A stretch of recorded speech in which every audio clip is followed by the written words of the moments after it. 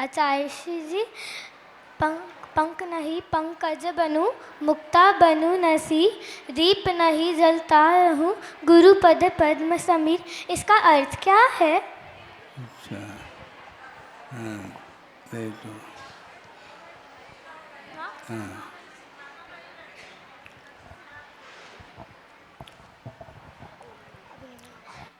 गुरुदेव ने इस दोहे में भाव व्यक्त किए हैं, रूपक बना करके इसके माध्यम से कुछ भाव प्रेषित किए हैं। वो ये हैं, पंख नहीं पंकज बनूं। पंख का अर्थ होता है कीचड़, है। पंख का अर्थ क्या होता है? कीचड़ होता है, जिसको करदम बोलते हैं। और हमें पंख नहीं बनना, कीचड़ नहीं बनना, क्योंकि यह पतन का सूचक है। पंख नहीं किंतु पंकज बनूं। यद्यपि उसी पंख अर्थात कीचड़ में ही कमल उत्पन्न होता है, किंतु वह उत्थान का सूचक है। पंख नहीं पंकज बनो, और क्या? मुक्ता बनो न सीप। मुक्ता प्रभु के सामने चढ़ाते हैं, और सीप को चढ़ाया जाता है क्या? नहीं चढ़ाया जाता है, क्योंकि सीप और मुक्ता में जमीन आसमान का अंतर देखने को मिलता है। सीप की ओर कोई देखना नहीं चाहता, किंतु मुक्ता को कोई नीचे रखना नहीं चाहता। और मुक्ता जो मणियाँ हैं, और उसको पिरो करके सूत्र में वह सारी मणियाँ समाविष्ट होती हैं, तो एक माला का रूप बन जाता है, जिसके माध्यम से प्रभु की आराधना की जाती है। तो पंख नहीं पंकज बनो, मुक्ता बनो न सीप, दीप बनो जलता रहूं, प्रभुपद पद्म समीप, अथवा गुरुपद पद्म समीप। सोचो विचार करो, दीप बनो जलता रहूं। क्योंकि गुरु के अथवा प्रभु के आलम्बन से प्रकाश मिलता है, और गुरु और प्रभु का आलम्बन छोड़ते हैं तो अंधकार ही अंधकार छाया हुआ मिलता है, और उसमें न आत्मा का बोध होता है, न पर वस्तु का बोध होता है। इसलिए दीप बनो, सम्यक की उत्पत्ति होती है। आस्था की किरणें जब फूटती हैं, उसी समय देव शास्त्र और गुरु का स्वरूप सामने आता है, और उसके माध्यम से मार्ग प्रशस्त हो जाता है, अथवा वह मोक्ष का मार्ग प्रकाशित होता है। इसलिए गुरुदेव ने ये भाव व्यक्त किए हैं, दीप बनूं जलता रहूं। एक बार आस्था जागृत होती है, वह आस्था की किरणें हमेशा चारों ओर फैलती रहे, और उसके माध्यम से जन शासन की प्रभावना हो, और जन शासन की प्रभावना आस्था के माध्यम से ही हो सकती है। इस प्रकार उन्होंने एक दोहे में रूपक बना करके भाव व्यक्त किए हैं। ऐसा इसका आशय आपके सामने रखा गया है। संक्षेप में विस्तार के साथ आप लोगों को बहनों के माध्यम से और प्राप्त हो जाएगा।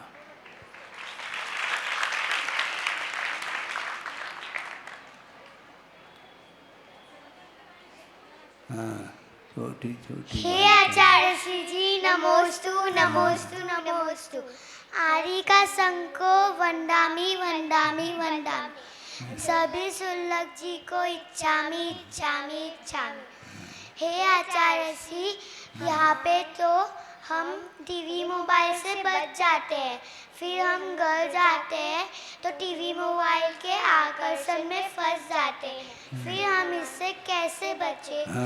हम कैसे बचें, बहुत अच्छी जिज्ञासा है। इसका समाधान सुन लो। जिज्ञासा पूरी हो गई? नहीं है तो और पूरी कर लो जिज्ञासा। हमारी दूसरी भावना ये है कि जब तक हम पढ़ते हैं तब तक हमें ब्रह्मचारी व्रत की दीक्षा चाहिए। हाँ, बहुत अच्छा। और हमारी तीसरी भावना ये है कि आपका चातुर्मास प्रतिभाशाली है।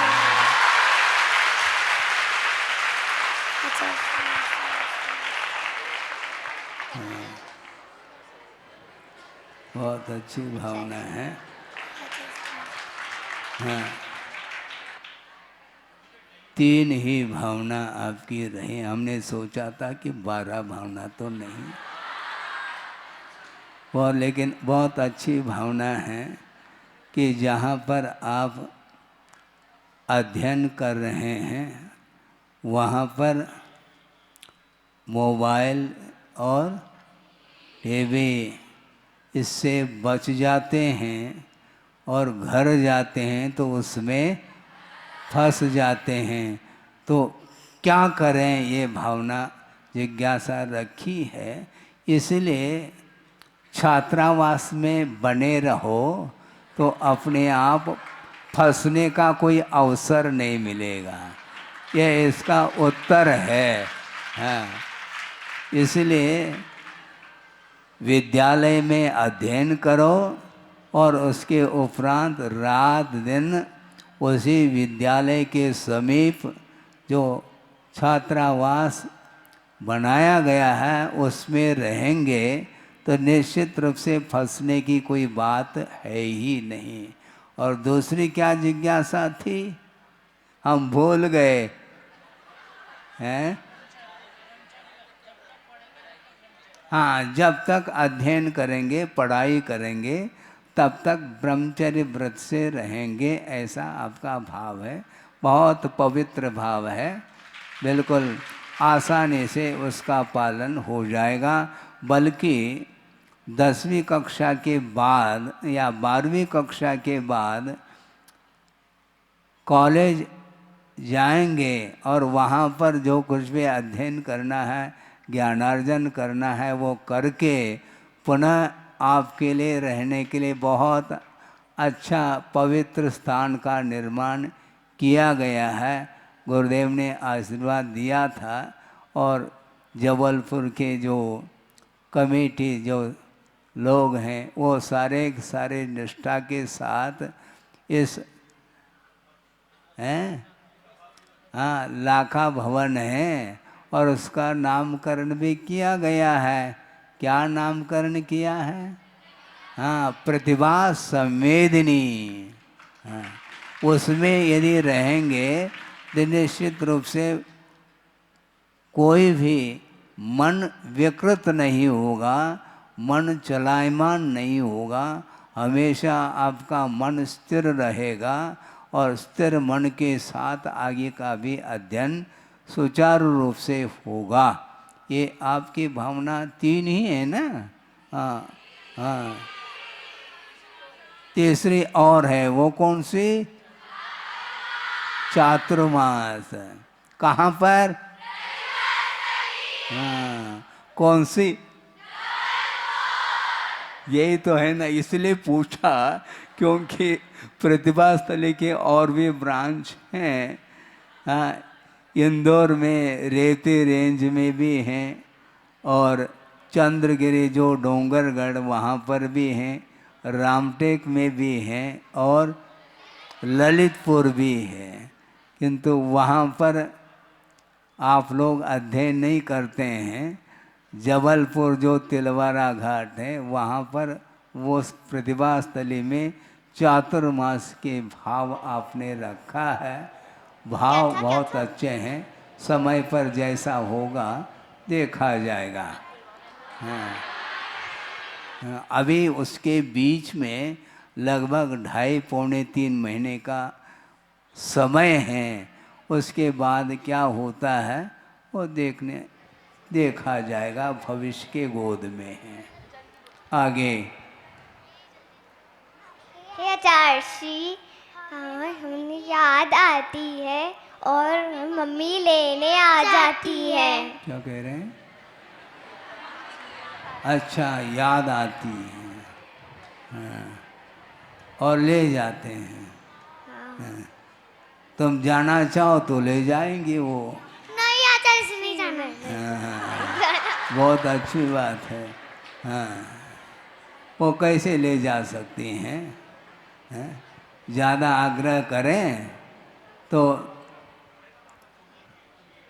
जो पढ़ाती हैं बहनें, शिक्षिकाएं, उनके पास जा कर के छुप जाओ, वो ढूंढते रहेंगे तुम्हें। बोलो और कोई विशेष? नमोस्तु आचार्य जी, नमोस्तु नमोस्तु नमोस्तु। आचार्य जी, मेरी जिज्ञासा यह है, प्रतिभा स्थली में दीदी जी लोग हमें अच्छी बातें बताती हैं और हमें आगे चलने का रास्ता भी दिखाती हैं, लेकिन हम उन्हें पालन नहीं कर पाते। ऐसा क्यों होता है? आप मेरी शंका का समाधान करिए ना गुरुजी। हाँ, पालन करने के लिए पुरुषार्थ करना होता है। उन्होंने अपना कर्तव्य किया है, निरंतर पढ़ाने में उन्होंने पुरुषार्थ जिस प्रकार किया है और सरल से सरल विषय को बनाते हुए परिष्कृत भाषा में आपको पढ़ाने का उन्होंने श्रम किया है। उसी प्रकार आप लोगों का भी कर्तव्य है, निरंतर अध्ययन करते रहेंगे, उपयोग एकाग्र करके, तो निश्चित रूप से उसमें सफलता मिलेगी। हाँ, पूज्य गुरुवे के चरणों में बारंबार नमोस्तु नमोस्तु नमोस्तु। गुरुजी, जब हम प्रतिभा स्थली में रहते हैं तब तो हमारा मन स्थिर होता है, लेकिन जब हम अपने घर जाते हैं, इंस्टाग्राम चलाते हैं, फेसबुक चलाते हैं, मोबाइल चलाते हैं, तो हमारा मन दोबारा अस्थिर हो जाता है। तो हमारे संकल्प में ऐसी क्या कमी रहती है गुरुजी? हाँ, ये वातावरण का अंतर इसी को बोलते हैं। जहाँ पर अध्ययन किया जाता है उस परिसर में विद्या अध्ययन के अलावा और कोई भी विषय वहाँ पर पढ़ाया नहीं जाता और न वहाँ पर वातावरण रहता है, और वहाँ पर डिसिप्लिन जिसको बोलते हैं अनुशासन के साथ अध्ययन कराया जाता है। इसलिए उस पवित्र वातावरण में मन अपने आप ही पवित्रता का अनुभव करता है, और घर जाने के उपरांत वहाँ का वातावरण आपको प्रभावित करता है। जिस प्रकार प्रभु के चरणों में रह कर के पूजन अर्चन करते हैं और जाप अनुष्ठान आदि करते हैं, उस समय परिणामों में उज्ज्वलता आती है, क्योंकि गुरु के प्रभु के समीप रहते हैं। और जैसे जैसे हम प्रभु और गुरु से थोड़ा क्षेत्र के अपेक्षा से दूरी बनाते हैं, तो निश्चित रूप से उस वातावरण का प्रभाव मन के ऊपर पड़ता है। इसलिए ज़्यादा दिन के लिए घर नहीं जाना चाहिए। हाँ, इसलिए आप कह सकती हो कि हमारे लिए ज़्यादा छुट्टी की आवश्यकता नहीं, 1 महीने की जगह हमें 1 सप्ताह छुट्टी मिल जाए तो चल जाएगा। नहीं तो नहीं है तो 2-2, 3-3 महीने तक यदि मान लो छुट्टी में रहेंगे, और तो घर में तो खेल कूद के अलावा और कुछ देखने को नहीं मिलता है, वहाँ का प्रभाव तो पड़ेगा। फिर जिज्ञासा का समाधान हम भी नहीं कर पाएंगे, ध्यान रखो। आगे आचार्य जी को नमोस्तु नमोस्तु नमोस्तु। माता जी को वंदामी वंदामी वंदामी। आचार्य जी, हमें विज्ञान में पढ़ाया गया है कि क्यों पूछने वाला बुद्धिमान होता है, लेकिन आचार्य गुरुवर ने तो बताया था कि प्रश्नों से परे अनुत्तर, उन्हें मेरा नमन। तो सही क्या है?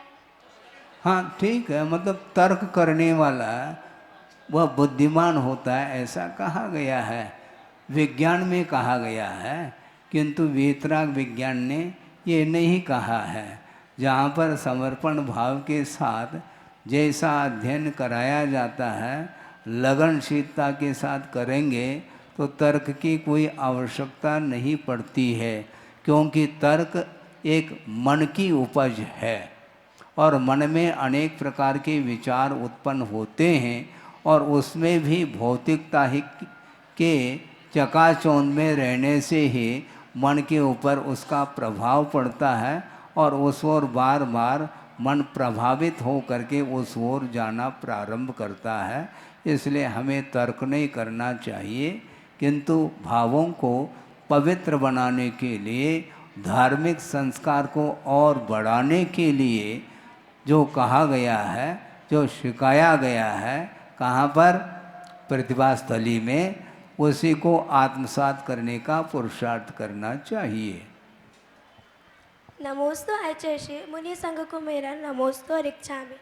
मुनि आचार्य जी, मेरा प्रश्न ये है कि जीवन में सफल होने के लिए पुण्य और पुरुषार्थ दोनों की आवश्यकता होती है। हम हर पल पढ़ाई करते रहते हैं, पुरुषार्थ करते रहते हैं, लेकिन जब दीदी जी कहती है पुण्य की बात आती है तो हम लोगों का मंदिर जाने में मन नहीं लगता है। हम सोचते हैं कि हमें पढ़ाई करनी है तो मंदिर से बहुत जल्दी दर्शन करके आ जाते हैं, लेकिन हमारे इन सब चीज़ों में, अच्छे कार्यों में मन क्यों नहीं लगता है? अगर हमारे मंदिर में मन नहीं लगता है तो हम और किन चीज़ों से अपने पुण्य को बढ़ा सकते हैं? नमोस्तु मेरा। मंदिर में मन नहीं लगता है, मंदिर में प्रभु है क्या? नहीं है। और प्रभुपद पद्म समीप, इस प्रकार एक दोहा अभी तो आप ही लोगों ने सुनाया है। तो प्रभुपद पद्म समीप, बार बार प्रभु के समीप जाने से और बार बार गुरु का नामस्मरण करने से अन्य जो भी भौतिक वस्तुएं हैं वह उनका विस्मरण हो सकता है। बार बार मन में जो वस्तु आ रही हैं जिससे मन आकर्षित हो रहा है, उनको प्राप्त करने के लिए बार बार वह प्रयास करता है। उसका अनादिकालीन संस्कार होने के कारण, ये अज्ञान का ऐसा संस्कार है, उसको समाप्त करने के लिए ही गुरुदेव ने प्रतिभा स्थली का निर्माण किया है। और प्रतिभा स्थली में यदि मन नहीं लगेगा फिर कहाँ लगेगा? और जो भी यूनिवर्सिटी है, कॉलेज है, जहाँ पर कोई भी संस्कार, धार्मिक संस्कार नहीं मिलते हैं, इसलिए वहाँ पर ज्ञान का अर्जन नहीं होता, किंतु ज्ञान का विनाश और हो सकता है, होता है। ज्ञान की रक्षा यदि होगी, ज्ञान को यदि सुरक्षित रखना है तो निश्चित रूप से आचरण को सुधारने की आवश्यकता पड़ती है। धार्मिक संस्कार जब तक अपने अंदर, अपने जीवन में नहीं आएंगे, तब तक वस्तुतः सही ज्ञान का विकास नहीं हो सकता। इसलिए मन नहीं भी लगता है तो वहीं पर बैठ करके अपने को संस्कारित करना चाहिए। कहाँ पर? मंदिर में, अथवा मंदिर के पास जहाँ पर एकांत स्थान है, जहाँ शोरगुल नहीं है और वे पढ़ाने वाले भी वहाँ पर। कौन बोलो? है?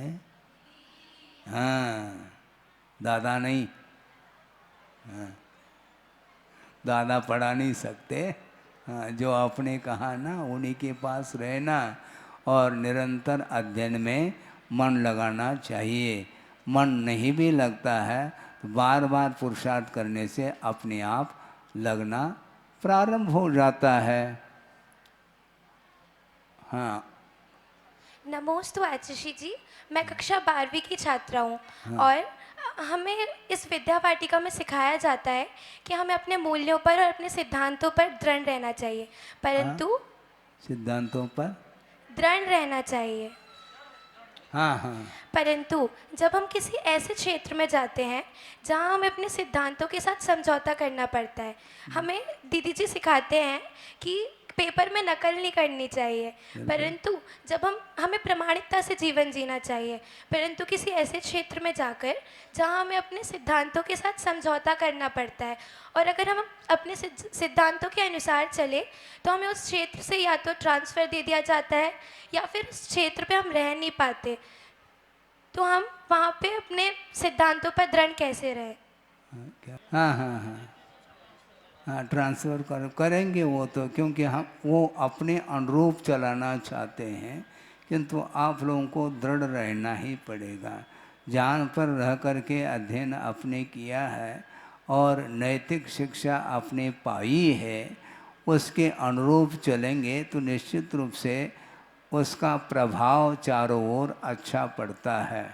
संसार में जहाँ कहीं भी रहेंगे, जाएंगे, आएंगे, वहाँ पर अपने मन के अनुरूप ही चलने के लिए वो बार बार बाध्य करते हैं।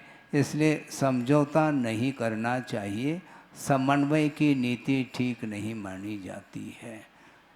जो क्योंकि आप लोगों के लिए धार्मिक संस्कार दिए हैं, उनको कायम रखा जाता है। इसलिए निरंतर आप उस छात्रावास में रह करके, सालों रह करके संस्कार को दृढ़ करते हैं और करना चाहिए। और संस्कार जब दृढ़ीभूत हो जाते हैं तो कहीं भी चले जाएं तो निश्चित रूप से वह आपका मन अस्थिर नहीं होगा और स्थिरता का प्रतिफल अच्छा मिलेगा। हमेशा धैर्य रखना चाहिए। जो धैर्य रखता है तो उसके लिए निश्चित रूप से जो आप चाहेंगे उसमें सफलता मिलने की पूरी संभावना ही नहीं, किंतु वह सफलीभूत हो जाता है। हाँ। नमोस्तु आचार्य हाँ, जी। हाँ। बहुत दिनों से, जब से आपका जबलपुर में प्रवेश हुआ, सभी छात्राओं की बहुत तीव्र भावना थी कि आपके दर्शन मिले। आपने आज हम सभी प्रतिभा स्थली पर परिवार पर कृपा की है। इसके लिए हम सभी बहुत आपके चरणों में शत नमन है। और हम ये कहना चाह रहे हैं कि इस विद्या वाटिका को आज जो आपने सिंचन किया है, उसे देख करके आचार्य गुरुवर श्री विद्यासागर जी महाराज भी बहुत प्रसन्न हुए होंगे। आपके चरणों में निवेदन है कि ये छोटे छोटे विद्या वाटिका के पुष्प हैं, उन्हें अभी बहुत सिंचन की आवश्यकता है। और ये सभी छात्राएं कैसे आदर्श विद्यार्थी बने, उसके लिए अभी हम शंका समाधान को यहीं पर विराम देकर के आपसे निवेदन करते हैं कि आप सभी छात्राओं को आदर्श बनने के लिए राह प्रदान करें। अच्छा। नमोस्तु आचार्य जी। हाँ, बहुत अच्छी बात है। विद्या वाटिका का निर्माण गुरुदेव ने किया है और उसको सिंचित भी किया है और निरंतर सिंचन करने के लिए छात्राओं से पहले आप लोगों को तैयार किया है और आप लोगों के द्वारा ही वह सिंचन का कार्य निरंतर जारी रहेगा। इसीलिए छात्रावास का निर्माण किया है और वहाँ पर आप लोगों के सानिध्य में रह करके और सारे पुष्प केवल दिन में ही नहीं खिलेंगे, रात में भी खिले हुए मिलेंगे।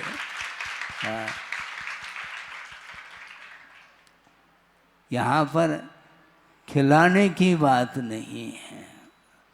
सूर्य बहुत दूर रहता है और अपने किरणों के माध्यम से उन छोटे छोटे कलियों को वो पूर्णतः खिलाने में समर्थ सिद्ध हो जाता है। उसी प्रकार गुरुदेव कहीं भी रहें, कहीं भी क्यों, सबके हृदय में गुरुदेव विराजमान हैं, इसलिए निरंतर वह कली खिली हुई मिलेगी।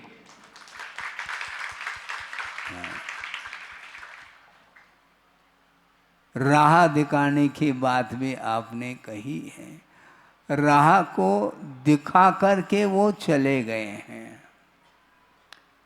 कहने की अपेक्षा से वो चले गए, किंतु राह उनके द्वारा निरंतर हमें मिलता रहेगा, किंतु चलने वाला चाहिए।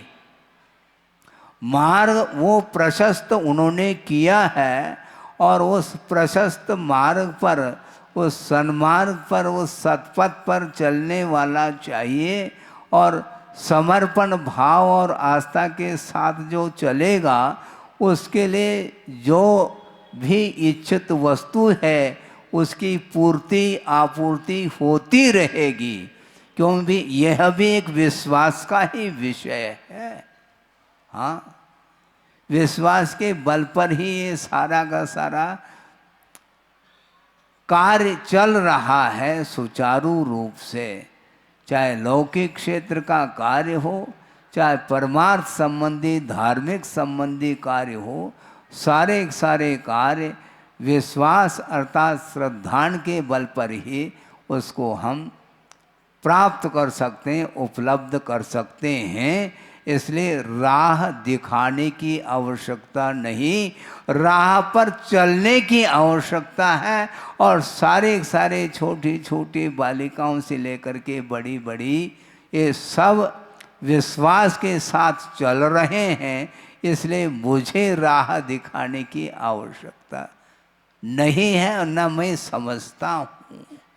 सोचो, विचार करो, इतनी छोटी छोटी बालिकाएं हो करके भी अनुशासित हो करके पंक्तिबद्ध हो करके बैठी हैं और बीच में बिना किसी की आज्ञा के वो कुछ बोलते भी नहीं हैं।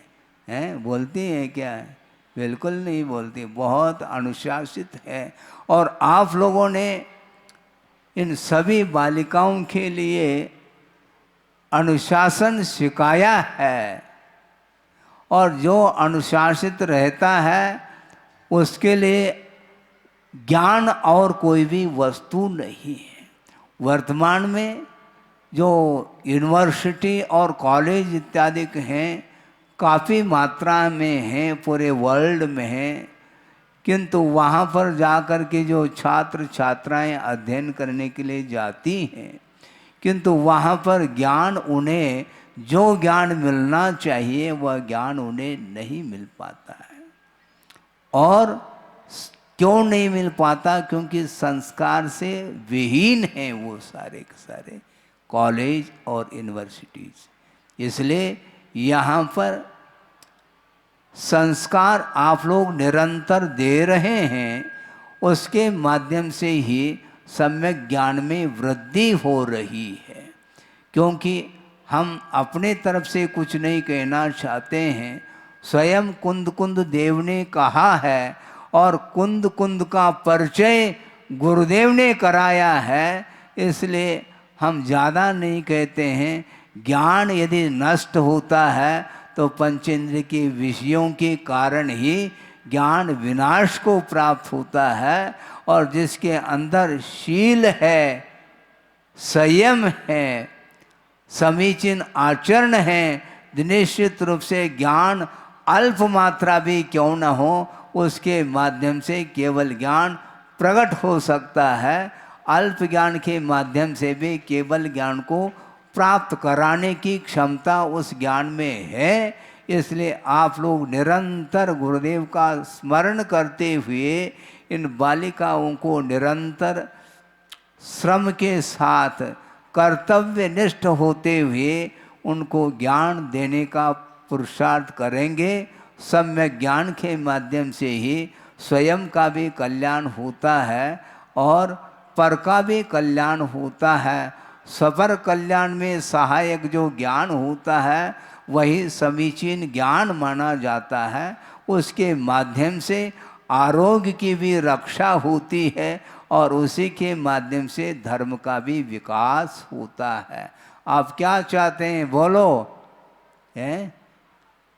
ज्ञान का विकास चाहते हैं तो बिल्कुल धर्ममय अपने आप को बनाने की आवश्यकता है और निरंतर आप धर्ममय बनाते चले जा रहे हैं अपने आप को, इसलिए ज़्यादा हमें कहने की आवश्यकता नहीं पड़ेगी, क्योंकि जहाँ पर धार्मिक संस्कार है वहीं पर राह है और जहाँ पर धार्मिक संस्कार नहीं है वहाँ पर कोई भी राह नहीं है, वहाँ पर कोई भी मार्ग की बात ही नहीं है। मार्ग से वह विमुख होता चला जाता है। वो कहीं भी रहे वह मार्ग से विमुख इसलिए है क्योंकि वह वैश्विक वातावरण में रह करके अपने आप के मन को विकृत कर लिया है और विकृत मन के माध्यम से आरोग्य का भी विनाश होता है और उसके साथ धर्म का विनाश तो होता ही है। इसलिए इस पंचम कलिकाल में भी गुरुदेव के द्वारा जो व्यापक जो प्रचार प्रसार उन्होंने जो किया है और सम्यक ज्ञान का बोध उन्होंने दिया है, चारों ओर उनके माध्यम से प्रकाश मिला है, उसी प्रकाश में आप लोगों को भी रहना है और उसी प्रकाश में मुझे भी रहना है, सबको रहना है, किसी को अंधेरे में नहीं रहना है। क्योंकि यह दीपक का प्रकाश नहीं, यह प्रकाश पुंज है। दिनकर जिस प्रकार पूरे धरती को प्रकाशित करता है उसी प्रकार गुरुदेव ने पूरे विश्व को ही प्रकाशित किया है। उनको आप निरंतर उनका स्मरण करिए, उनकी आराधना, उनकी पूजा, उनकी उपासना के माध्यम से अपने जीवन को उज्जवल बनाने का पुरुषार्थ करेंगे। इतना ही मैं पर्याप्त समझता हूँ। और कोई भी बात हो तो आप रख सकते हैं, नहीं है तो समय पूर्ण होने को है।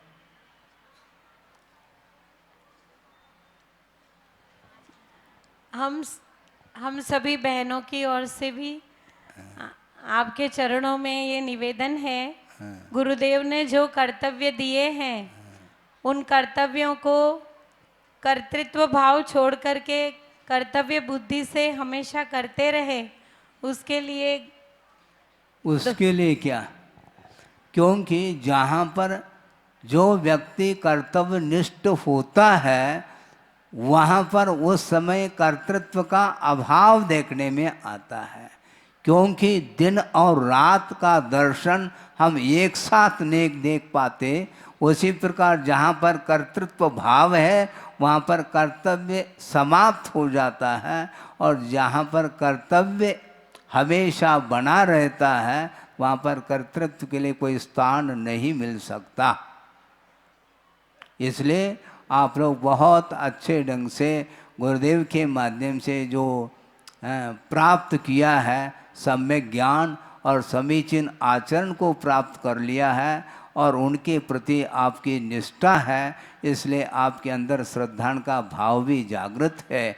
और जहाँ पर ये तीनों विद्यमान हैं, श्रद्धा, ज्ञान और आचरण जहाँ पर समीचीनता को लिए हुए होते हैं, उसके उपरांत वहाँ पर उसके लिए और कुछ बताने की आवश्यकता नहीं पड़ती है। हम विश्वास के साथ कह रहे हैं क्योंकि विश्वास के बल पर हम भी चल रहे हैं और आपको भी चलना है। इसी प्रकार सब लोगों को चलना है, ऐसा हमारा भाव है। नमोस्तु आचार्य जी, और फिर नमोस्तु जिज्ञासा ही आचार्य प्रारंभ होने जी। लगी। हैं? आचार्य जी, अच्छा, ये महाराज कह रहे कि चोली का है। हाँ, ठीक है। आचार्य जी, हमारे विद्यालय में कुछ भी होता है तो हमारे मन में बहुत जल्दबाजी होता है। हाँ, क्या होता है? जल्दबाजी। हाँ हाँ, जल्दबाजी। तो हम हमारे मन में धैर्य का विकास कैसे करें? किसका? धैर्य। धैर्य का विकास। जल्दबाजी का अभाव कर लो। हाँ है।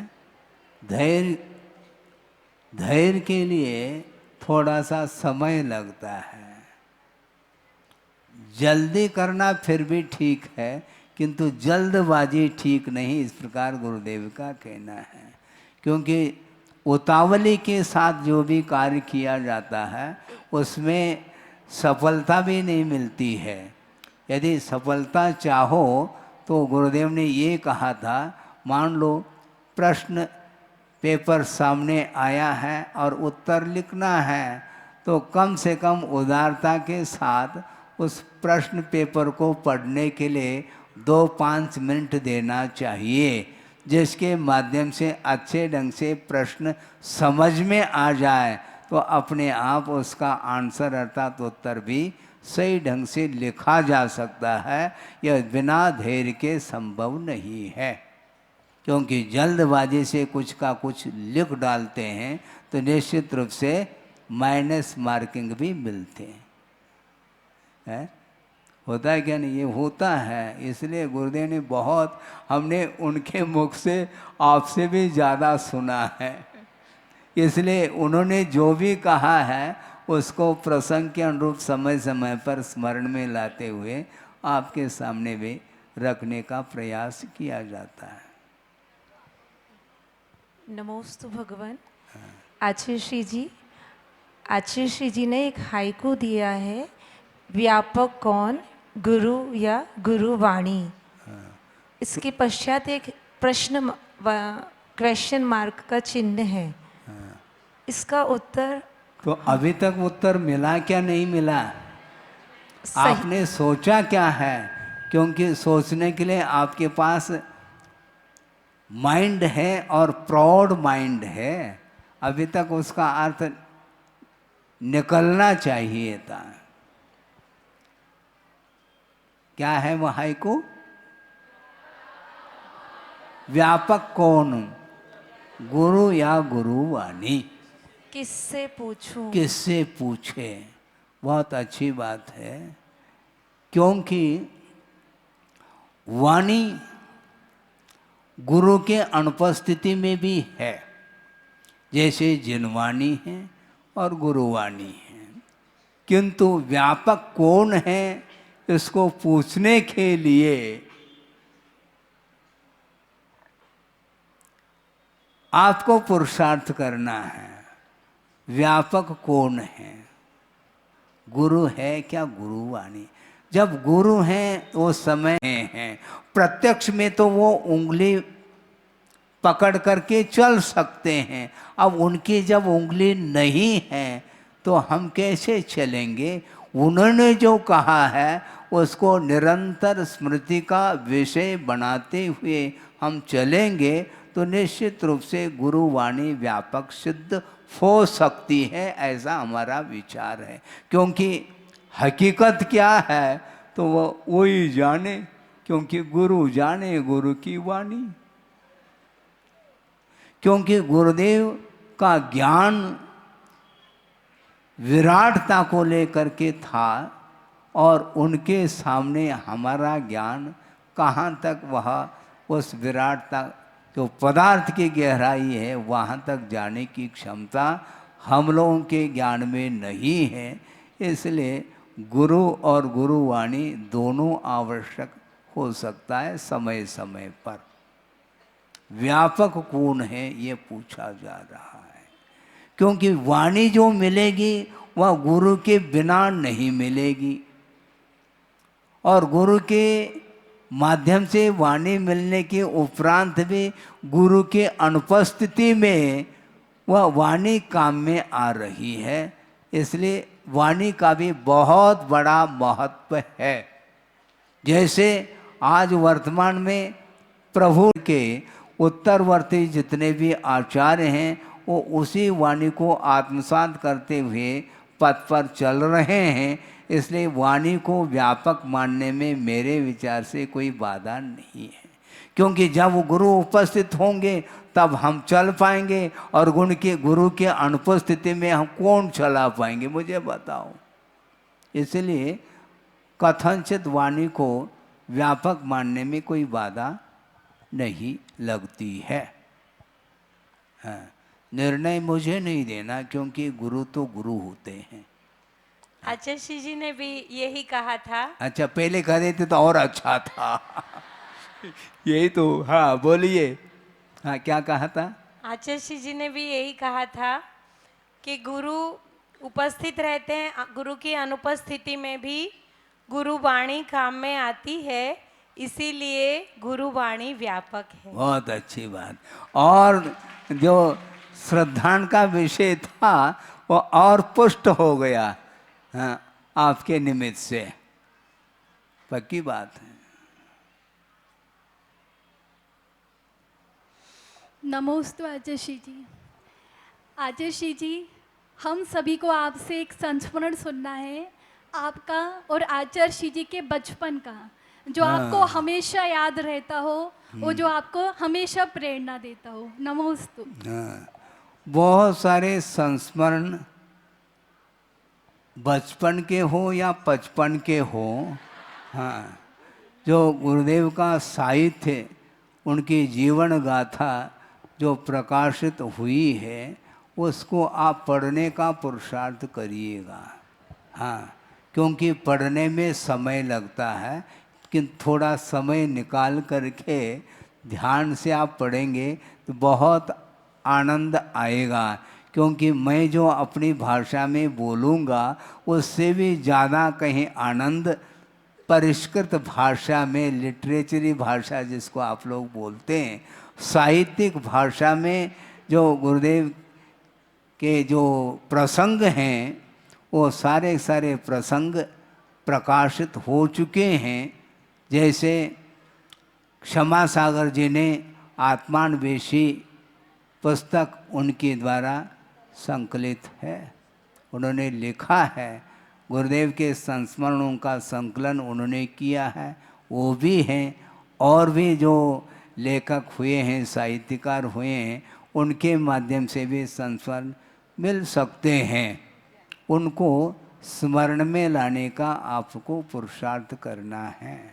हाँ, क्योंकि मैं इसलिए संस्मरण सुनाने के पक्ष में नहीं हूँ, क्योंकि गुरुदेव के जो भी शब्द हैं, जो भी उनकी वाणी है, वह संस्मरण के बाहर नहीं है। वो निरंतर 40-45 साल, लगभग 50 साल हो गए मुझे, और उन्होंने जो दिया है वो सारा सारा उन्होंने यही कहा था कि देखो, सुनना सरल है, लिखना भी सरल है, बताना सरल है, समझना और समझाना यह भी सरल है, किंतु समझ करके जो आत्मसात करता है वही ज्ञान काम में आने वाला है। बाकी सारा सारा विषय विस्मृत हो जाता है, ये उनका कहना था। क्योंकि लास्ट में संलेखना समाधि के अवसर पर पंच परमेष्ठि भी यदि मान लो मुख से उच्चरित हो, वही ज्ञान काम में आने वाला है। बाकी सारा सारा वह उपयोग लगाने की दृष्टि से ज्ञान होता है, और जिसका उपयोग लग चुका है या लग रहा है, उसके लिए ज़्यादा ज्ञान की आवश्यकता नहीं पड़ती है। क्योंकि ज्ञान जब स्थिर होता है उसी का नाम ध्यान है। इस प्रकार आगमकारों का भी कहना है। नमोस्तु आचार्य। हाँ, नमोस्तु आचार्य। यही संस्मरण हमारा। इससे ज़्यादा और कोई संस्मरण नहीं है। नमोस्तु आचार्य श्री जी।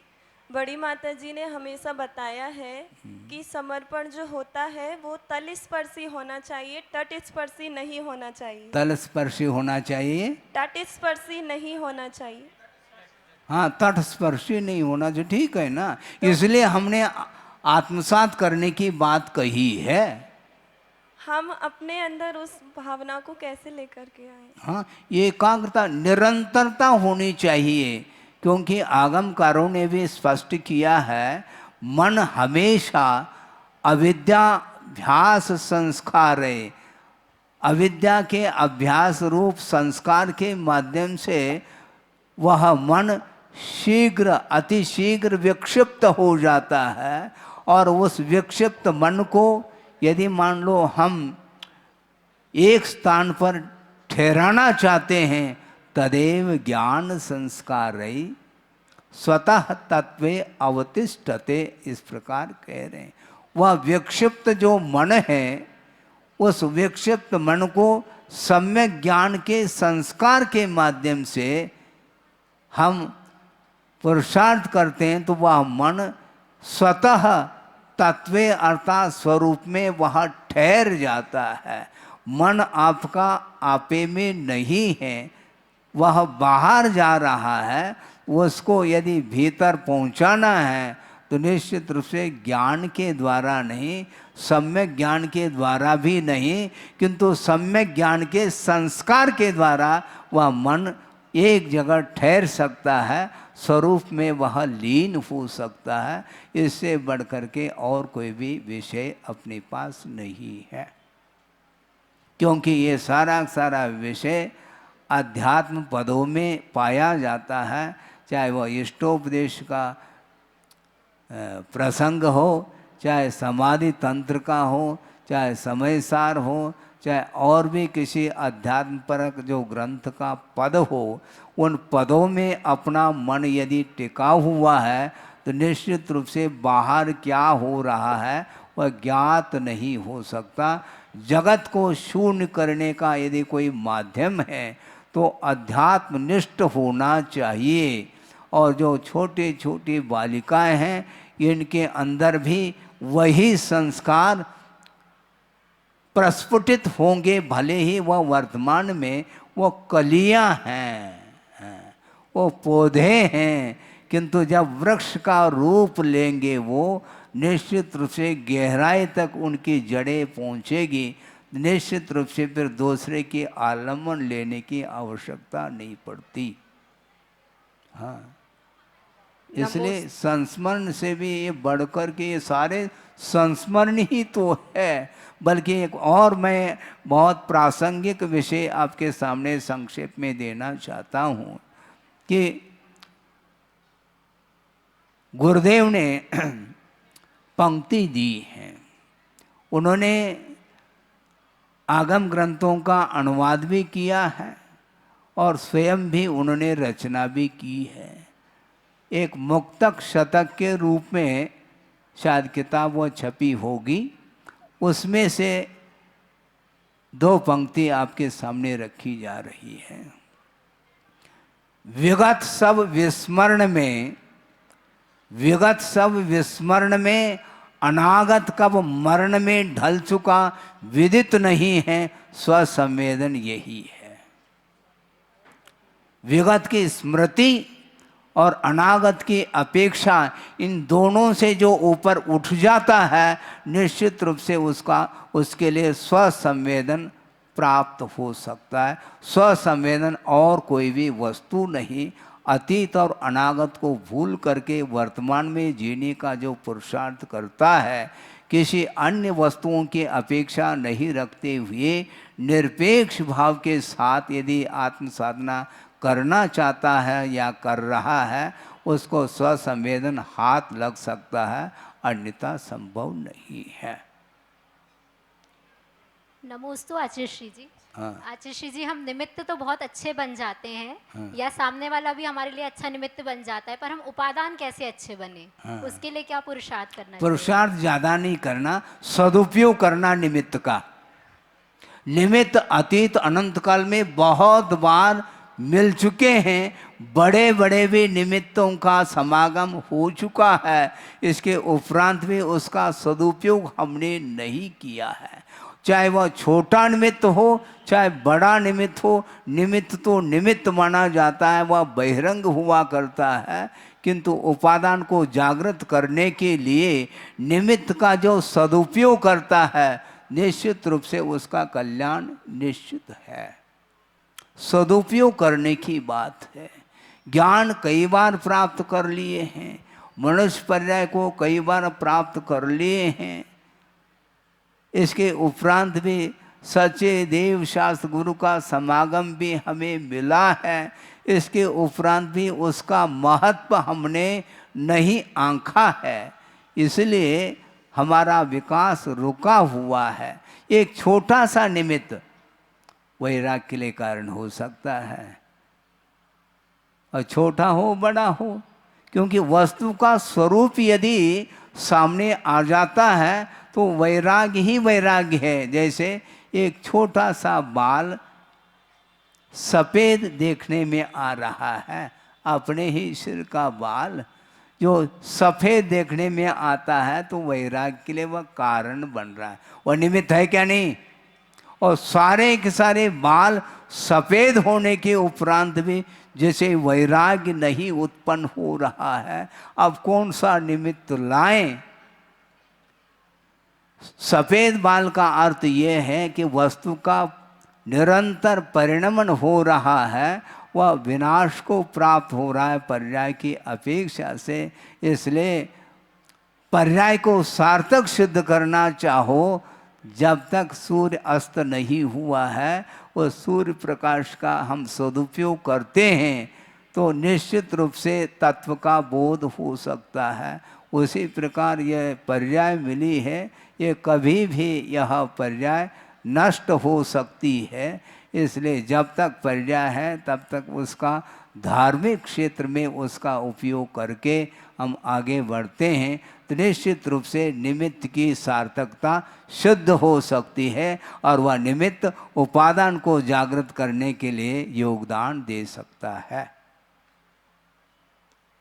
आचार्य भगवान, हाँ, बड़ी माता जी भी आपके सामने एक जिज्ञासा रखना चाह रहे हैं, आपकी अनुमति चाहते हैं। जिज्ञासा के लिए अनुमति क्या? हाँ, बोलिए, क्या बोलना है, बोलो।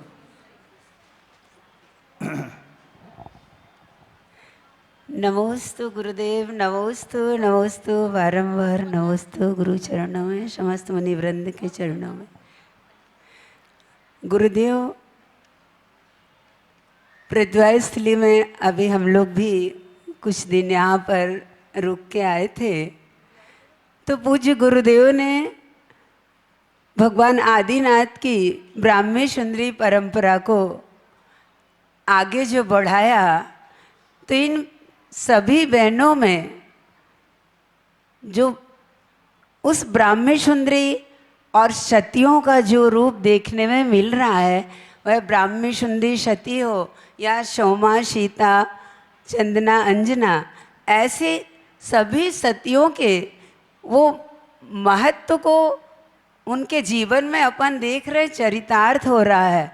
और वो जैसा कि गुरुदेव ने कहा था एक बार कि हमारे सिद्धांतों की फोटो उतारने वाली तो ये प्रतिभा स्थली ही है, ऐसा।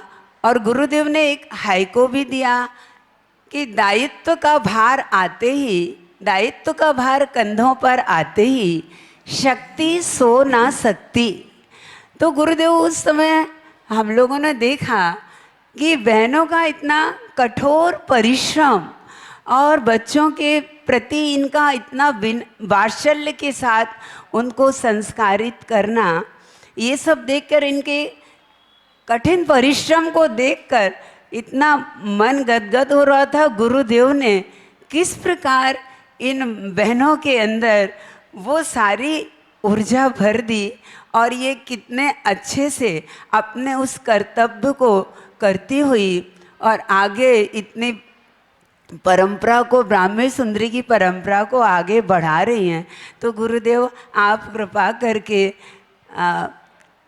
उपकृत करें कि ये ब्राह्मी सुंदरी के ऊपर ये सतियों का जो जीवंत रूप दिख रहा है आज भी इस समय हमें, वो इनके अंदर और हम सबके अंदर भी निरंतर आगे आगे और बढ़ता जाए, गुरुदेव की भावनाओं को, सपनों को और अच्छे से करते जाए गुरुदेव। ऐसा आपके चरणों में निवेदन, आप कृपा करके उपकृत करें। नमोस्तु नमोस्तु नमोस्तु। आरिका आदर्शमती जी का बहुत परिश्रम है कि इन समस्त बहनों पर, कहीं भी दूर हो या पास, इन पर वो बराबर अपने कर्तव्य की ओर इन्हें अग्रसर करते हुए और स्वयं गुरुदेव की आज्ञा का पालन आदर्शमती जी भी कर रही हैं। तो ये गुरुदेव आप आशीर्वाद दीजिए, उपकृत करिए। नमोस्तु भगवान, नमोस्तु। गुरुदेव ने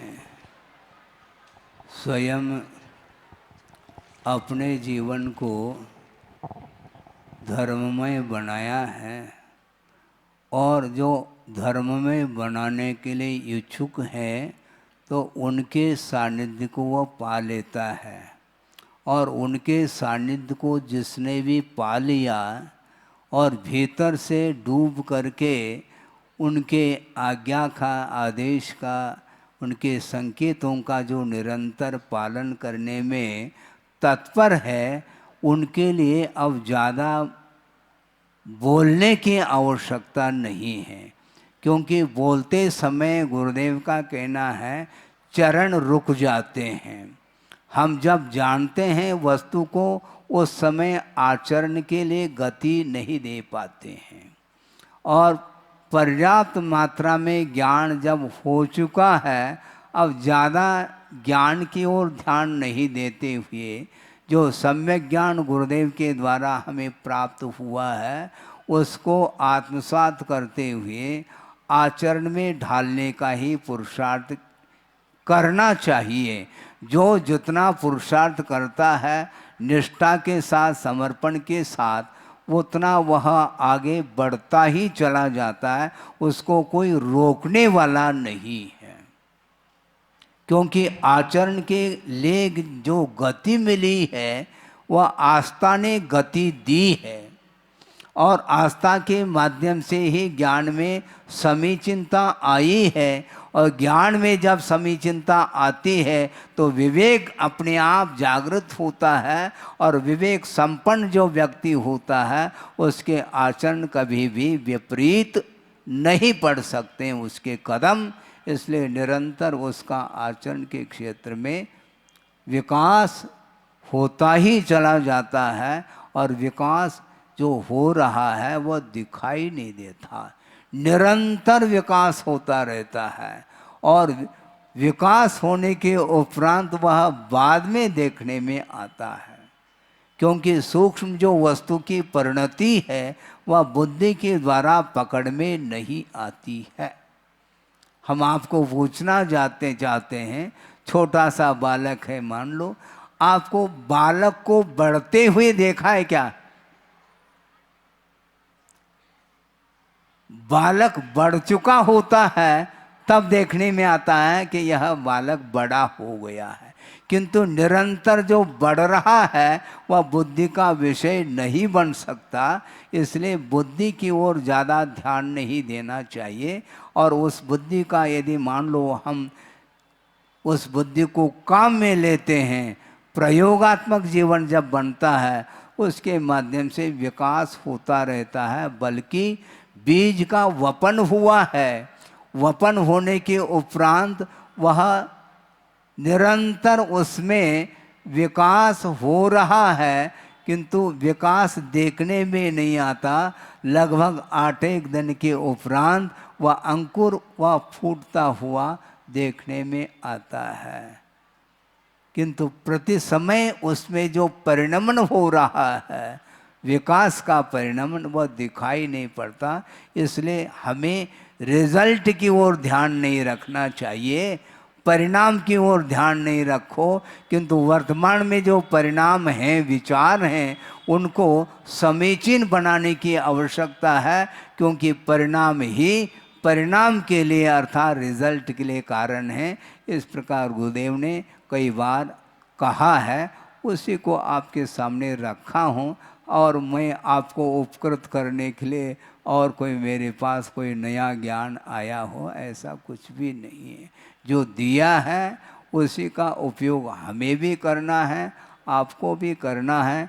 प्रयोगात्मक जीवन हो, उसके माध्यम से ज्ञान का सदुपयोग हो सकता है। काफ़ी समय हो रहा है, इसलिए इसको यहीं पर विराम देना चाहते हैं और आगे जब कभी भी प्रसंग आएगा उस समय वह विषय रखा जा सकता है। बोधि समाधि परिणाम शुद्धि स्वात्मोपलब्धि शिव शोक शुद्धि चिंतामणिम चिंतित वस्तुदाने पामंद मानस्य ममास। परम पूजाचार्य गुरुवर श्री विद्यासागर जी मुनि महाराज की जय।